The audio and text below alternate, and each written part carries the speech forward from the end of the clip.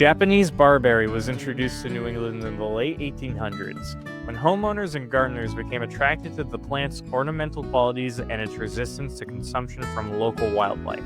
However, without any natural predators to curb their population and rapid growth rate, they've spread to become an invasive species in the region, disrupting the ecosystem of forest understories by creating barberry monocultures.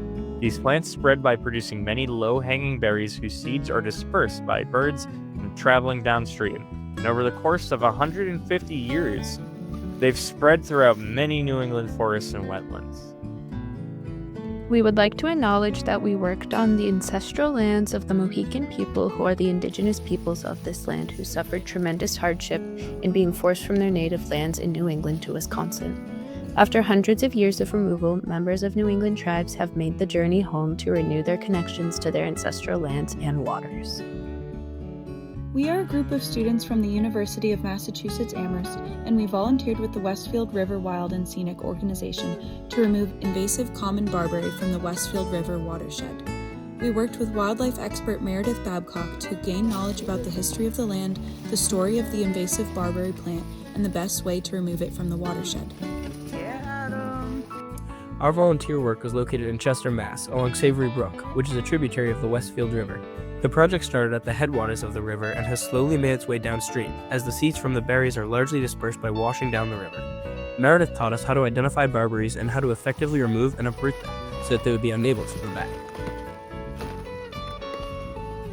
The process of uprooting begins with clearing any leaf litter around the plant. After cutting the branches and placing them on a tarp so as not to scatter any berries, loosen the soil around the remaining stump. Either by hand or with a pulling tool, we removed the thick roots of the bush. Once the full plant was out of the ground, we added the branches and roots to a lattice pile to keep them contained and avoid dispersal. To us, civic engagement means actively working, alone or with others, to improve your community for the common good. Helping your community enhances the quality of life for you and for those around you. Environmental leadership means taking initiative to actively engage with and improve the natural world around you and motivating others to join in. Collective action is extremely important and can create meaningful, positive change. From this experience, we have learned that bettering the environment is possible, but requires active participation, cooperation, and drive to really make a change.